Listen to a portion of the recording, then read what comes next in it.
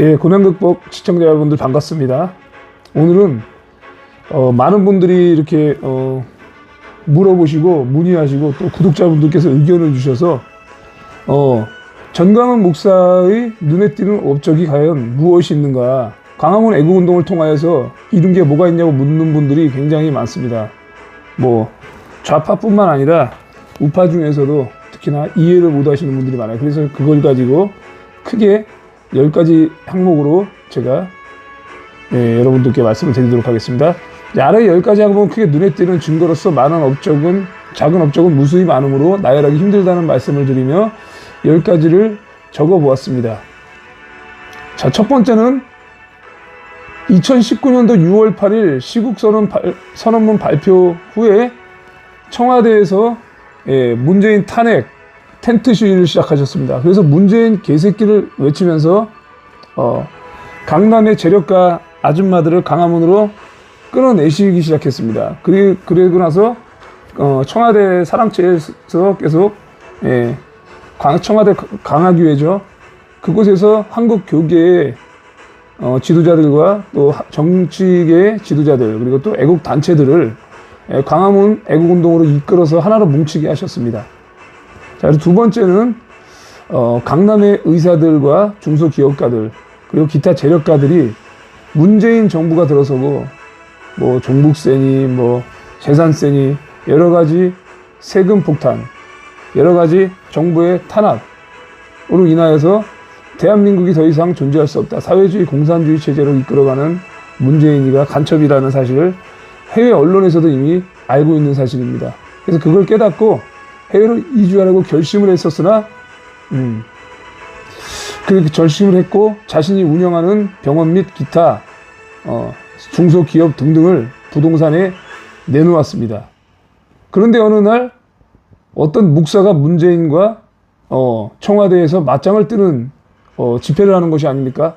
그래서 이것을 지켜보다가 일단 이주하지 않고 지켜보기로 결심하게 하신 것입니다. 그리고 시간이 지날수록 점점 지켜보니 문재인을 이기고 있는 것이 아닙니까?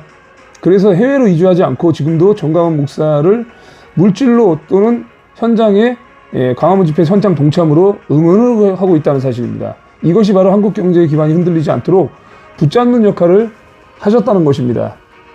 또 세 번째로는 2019년도 10월 3일 역대 최대의 대규모 집회, 사상 최대의 대규모 집회로 조국 법무부 장관을 탄핵시킨 것이 증거로 드러났습니다.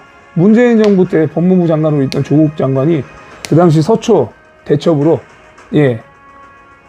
언론에서 많은 보도가 되었었고요. 그렇게 해서 이제 좌파 문재인 정부 지지자들이 계속 촛불 집회로 기세를 이어가 나갔는데 그 촛불을 공세를 꺼버린 게 바로 이 10월 3일 집회로 인한 결과물이었습니다.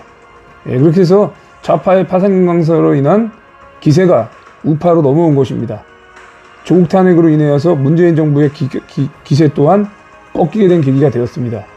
네 번째로는 6년째 2024년도까지 지금 현재 이어오고 있는 6년째 이어온 대규모 집회로 인하여서 약 10만 명 이상의 불신자분들이 예수님을 영접하게 한 것입니다.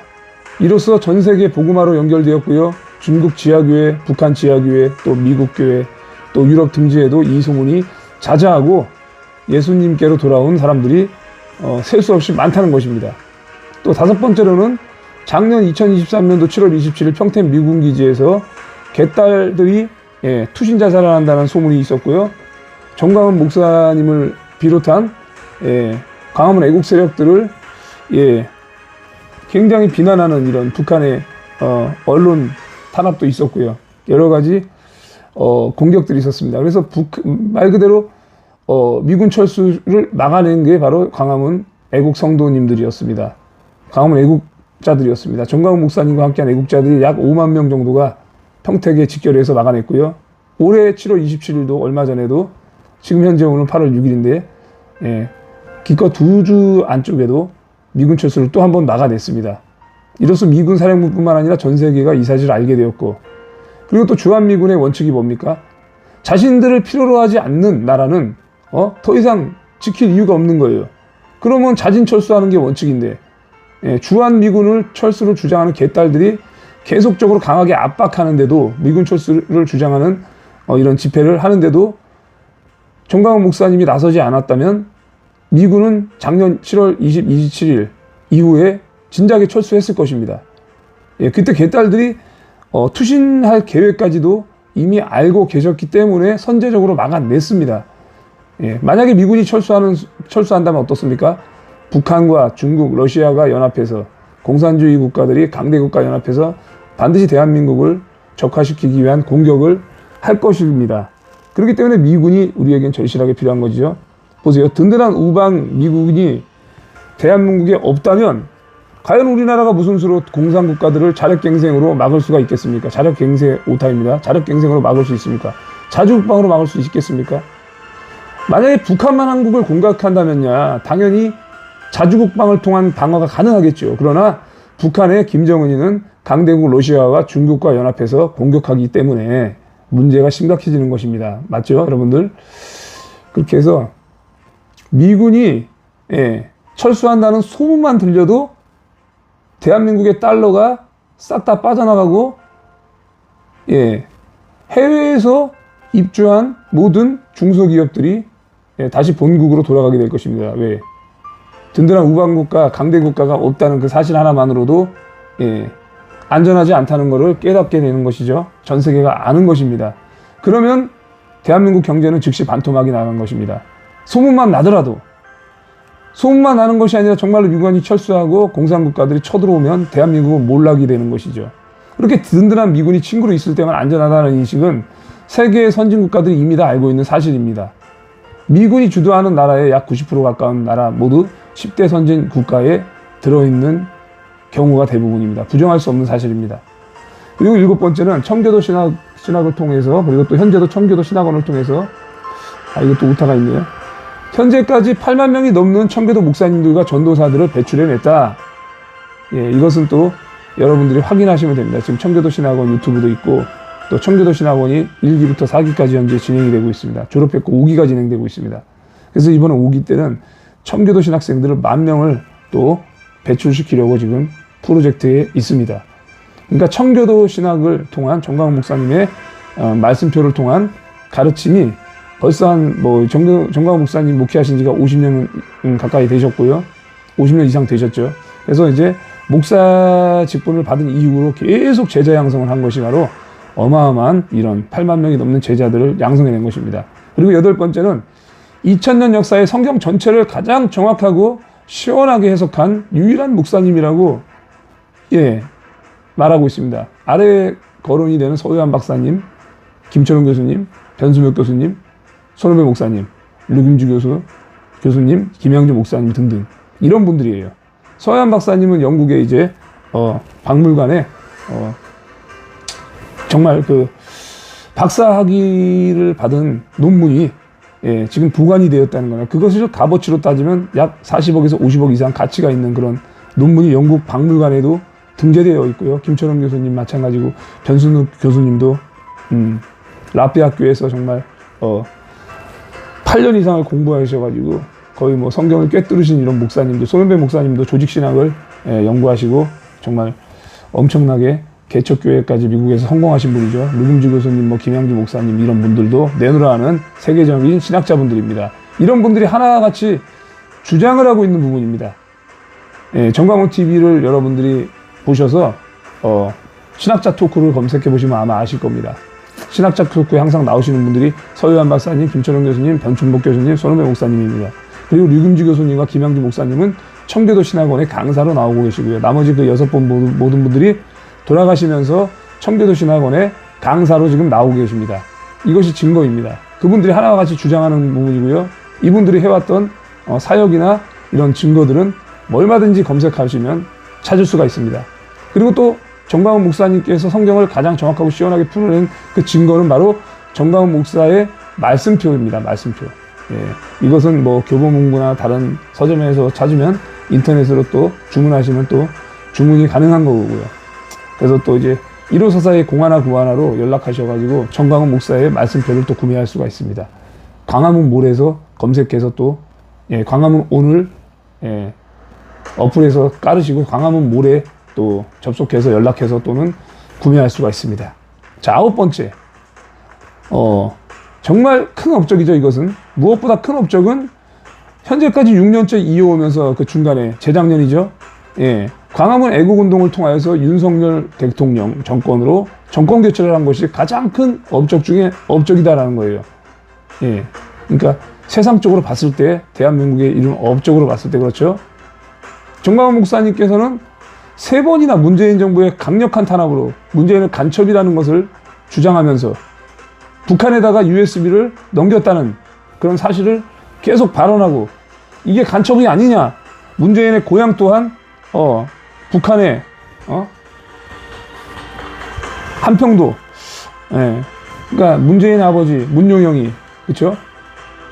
그 북한이 고향이라는 것을 밝혀내고, 여러 또 이제 윤월 스님이라던가 이런 분들 토크를 통해서 또 알아냈고요. 예.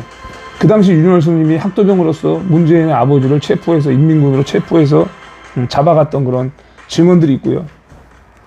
그렇게 해서 여러 가지를 밝혀내다가 탄압을 받으시고 감옥을 3번까지 갔다 오면서 문재인과 싸운 결과 광화문 애국자들을 다시 결집시킴으로 윤석열 대통령을 투표하게 해서 당선시킨 1등 공신이다. 그때 대한민국 바르셀기 국민운동본부라는 전국 조직을 정광훈 목사님께서 수십 년 전부터 이미 조직을 한 상태에서 윤석열 대통령 당선을 시키기 위해서 단일 투표로, 예, 투표장으로 이끌어 가시기 위해서 전국에 있는 대국본 실행위원장님들과 자유마을 대표님들을 총동원 시켜가지고 투표장으로 이끌어 내셔서 스타렉스 등등 나이 드신 어르신들을 투표장으로 이끌어 가셔서 직접 투표하게 하신 분이 바로 정광훈 목사님의 대국본 조직입니다. 그렇게 했기 때문에 24만 표 차이로 윤석열 대통령이 0.7% 초과로 당선이 된 것이죠. 그것도 정말 간신히 당선이 된 겁니다. 정광훈 목사님이 애국운동을 하지 않았으면 이재명이 대통령이 되었더라면, 그쵸? 바로 공산국가가 돼서 김정은의 머리 아래에 조아리며 노예 생활을 하고 있을지도 모른다. 이것은 뭐 제가 볼 땐 거의 뭐 자명한 사실이라고 보고 있습니다. 예. 이재명이가 자기 자서전에다가 뭐라고 썼습니까? 주한미군 철수 주장자다. 그리고 대기업을 국유화시켜서 모든 국민에게 나누어 줘야 된다. 토지 국유화를 주장했습니다. 추미애도 그런 걸 주장했고요. 공산국가가 사회주의 국가가 뭡니까? 다 같이 똑같이 나누어 가지는 거 아닙니까? 나라에서 주는 배급제 받아먹는 나라 아닙니까? 그게 바로 이재명이 주장했던 것이고, 이재명이 북한을 여러 번 왔다 갔다 한 사람이었고, 최근 발언에서도 뭡니까? 김일성을 폄훼하지 말아라, 김정일을 폄훼하지 말아라. 그들이 이룬 업적에 대해서, 역사에 대해서 폄훼하지 말라는 발언을 대놓고 했던 사람이 바로 이재명이라는 것입니다. 그는 공산주의자, 사회주의자가 확실합니다. 만약 그런 공산주의자, 사회주의자 사상을 가지고 있는 이재명이가 지금 대한민국의 대통령이 되었더라면 상상할 수 없을 만큼 끔찍한 일이 벌어지고 있을 거라는 것입니다. 이 사실에 대하여 누구도 부정할 수 없는 사실입니다.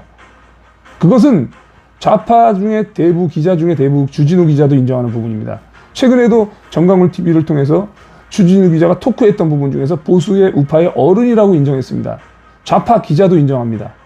예, 좌파 좌파의 기자도 영적 지도자는 정광훈 목사이고 우파의 어른이다라는 것을 이 반대편 세력도 인정하는 부분이 아닙니까? 예, 부정할 수 없는 사실입니다. 그리고 또 이제 무엇보다 큰 업적 하나 더, 마지막 10번째는 한국 교회를 지켰다는 것입니다. 예, 한국은 교회 없는 대한민국이 있을 수 있습니까? 없습니다.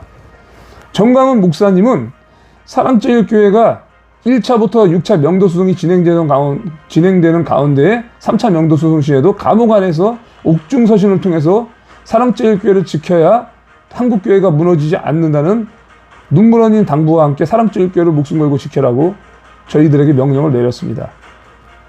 저희들도 그 사실을 공감했고요. 교회가 없으면, 특히나 사랑제일교회는 대한민국 교회를 대표하는 심장부 교회입니다.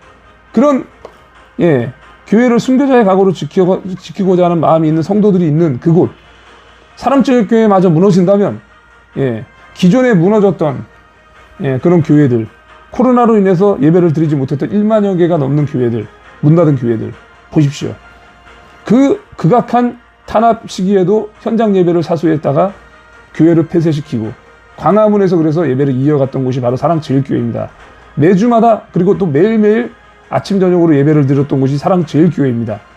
그 당시에 박원순 시장이 살아있을 때 어떻게 했습니까?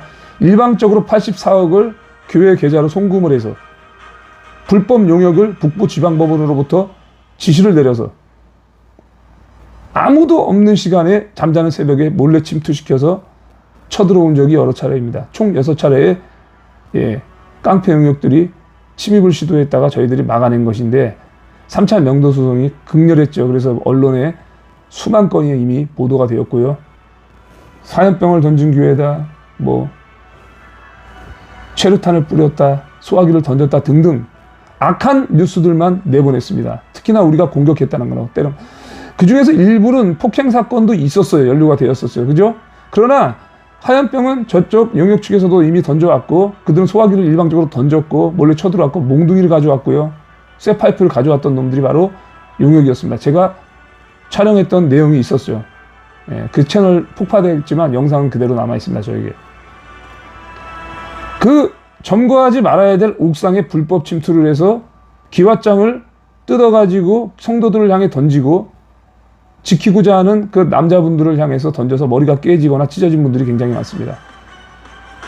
벽돌, 형광등, 각종 소화기, 무시무시한 물건들을 5층 옥상에서 교회를 향해 던지면서 많은 사람들을 다치게 한 놈들이 바로 불법 용역들입니다. 그런 것은 전혀 보도하지 않고 사랑제일교회 성도들이 다툰 내용들이나 화염병을 던졌다는 것을 보도해서 많은 사람들이 속게 만든 것이죠. 그래서 언론 탄압이 이만큼 무서운 것입니다.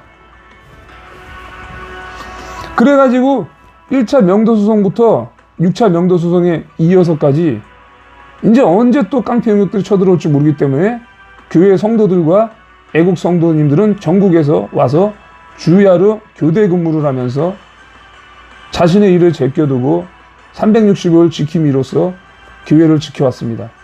저 또한 야간 지킴이를 자처함으로써 1차부터 명도소송 6차까지 전체를 참여했고 야간 지킴이를 해왔습니다. 6차 명도소송이 이후에 제가 야간 지킴이를 스스로 이제 철수했습니다. 왜? 6번의 명도소송 이후에는 더 이상 쳐들어올지 않을 거라는 확신이 있었기 때문입니다. 제가 그것을 촬영하고 직접 지킨 산 증인이기 때문에 제가 여러분들에게 자신 있게 말씀을 드릴 수 있습니다. 자, 이러한 일 때문에 교회를 지키고자 하는 이러한 애국 충정 때문에 사랑제일교회 목회자분들과 애국 성도들이 17명이 최근까지 수감 생활을 하다가 2024년도 4월 23일까지 수감 생활을 하다가 11명이 집행유예로 풀려났고요. 한 분은 무죄 석방을 하였습니다. 그리고 지금도 6명의 목회자분들, 전도사, 그리고 애국 탈북동포 포함해서 6명이 아직도 수감 생활 중입니다. 교회를 지켰다는 이유 하나만으로. 문재인 정부의 탄압 때문에. 지금도 정권은 바뀌었지만 문재인 정부가 세워놓은 입법부, 사법부, 행정부, 특히나 재판부, 판사들이 전부 다 문재인, 이재명이 심어놓은 사람들입니다. 그렇기 때문에 그쪽에게 유리한 재판을 하고 있고 부정선거 관련된 재판도 전부 기각을 시키고 있는 거 아니겠습니까? 그렇게 대한민국이 지금 완전히 지금 언론 독재, 입법 복주로 민주당이 주도하고 있는 192석으로 인하여서 지금도 현재 언제 대한민국이 북한으로 넘어갈지 모르는 위태로운 상황이 있습니다.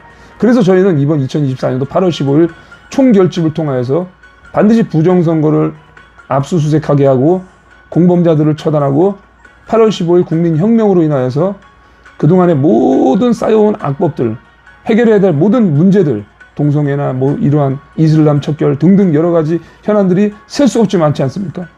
국가보안법 폐지 문제 등등 여러 가지 너무나 큰 사안들이 셀 수 없이 많습니다. 이것을 한꺼번에 해결하는 일입니다, 바로. 그래서 8월 15일 총결집을 지금 요청하시면서 정강훈 목사님께서는 우리 자유마을과 대국본, 애국 세력에게 명령을 내리고 있습니다. 하루에 한 사람씩 계속 문자를 보내고 연락을 하고 계속 전단지를 뿌리고 자유일보를 동네마다 배포를 하면서 애국 성도님들이 지금 주야로 일을 하고 있습니다. 나라를 위해서. 만약 사랑제일교회가 철거되었더라면 지켜내지 못했더라면 지금의 예배의 자유는 보장받지도 못하고 이재명의 세상, 김정은의 세상 속에 살고 있을지도 모릅니다. 이외에도 정광훈 목사님께서 하신 수많은 업적과 여러 가지 이루어낸 증거들이 많지만 한 권의 책을 써도 모자랄 분량이 될 것 같으므로 이 정도로 요약하고 마침을 양해 바랍니다. 벌써 시간이 20분이 지났습니다. 많은 전달과 공유를 바라고요. 도대체 정광훈 목사와 함께한 애국 세력들이 해낸 일이 뭐냐라고 반문하는 사람들이 있다면 이 영상을 보여주세요. 그리고 또 개인적으로 문구를 받아보실 분들은 아래의 전화로 문자를 보내시면 제가 문구를 보내드리도록 하겠습니다. 010-4066-3789 이영석 전도사입니다. 문자를 보내주시면 이름과 나이와 사는 지역 정도만, 또 이름을 밝히기 뭐 하시면 닉네임이라도 보내주시거나 직분을 보내주시면 제가 검증 후에 보내드리도록 하겠습니다. 좌파나 빨갱이들이 보내달라고 할 수도 있기 때문에 어쨌든 많이 전달 바라고요. 이 문구를 제 커뮤니티에 또 다시 올리도록 하겠습니다. 잠시 또 인사드리고 마치도록 하겠습니다. 저는 사랑제일교회 다니고 있는 이영석 전도사입니다. 이번 연도 4월 23일 날 출소해서 정광훈 목사님과 함께 애국운동에 지금 동참하고 있습니다. 집행유예 3년이고 그리고 또 최근에 사회봉사 160시간을 마치고 보호관찰 중입니다. 그래서 오늘도 아침에 보호관찰소에 다녀왔습니다. 그렇게 탄압을 받고 있지만 여전히 감옥을 또 갈 수 있지만 그럼에도 불구하고 대한민국 교회와 대한민국의 자유민주주의 회복을 위해서 애국운동에 동참하고 있습니다. 여러분들도 많은 애국운동, 특히나 이번 2024년도 8월 15일에 가족과 지인들에게 모두 알려서 대한민국이 정말 너무나 큰 위기의 상황에 처해 있다는 것을 여러분들께서 알려주시기 바랍니다. 최근에도 베네수엘라가 부정선거로 마두로가 연임된 거 여러분들 뉴스로 보셨을 겁니다. 그래서 미국에서도 트럼프 대통령이 이건 부정이라고 결론을 내릴 정도로 지금 이 사안이 커졌다는 거예요. 대한민국도 지금 현재 192석이 사전투표 조작으로 인해서 당선된 가짜 국회의원들 전부 뒤집어 엎어야 되는 상황입니다. 지금 그것을 입법 폭주로 지금 계속 악법을 만들어내면서 한국교회를 무너뜨리고 여러분들 대한민국을 사회주의, 공산주의, 포퓰리즘 체제로 베네수엘라가 했던 포퓰리즘 정책, 사회주의 정책을 똑같이 실현하라고 지금 진행 중에 있습니다. 절대로 이것을 방관할 수 없어요. 그래서 국회 2석, 300석 모두를 뒤집어 엎어서 재선거를 3개월 안에 실시를 해야 됩니다. 그래서 8월 15일 날 윤석열 대통령이 1,000만 국민이 모인 것을 등에 입고 힘입어서 부정선거를 수사할 것이고 이 공범자들을 반드시 처단할 것입니다. 그 이외에 공산주의자들, 부정을 저지른 모든 자들을 처단하는 일들이 하나씩 시작되고 저희들은 그 윤석열 대통령이 하고자 하는 그 일을 저희들은 따라가면서 청소를 하게 될 것입니다. 많은 전파와 동참을 부탁드리겠습니다. 감사합니다. 방송을 종료합니다.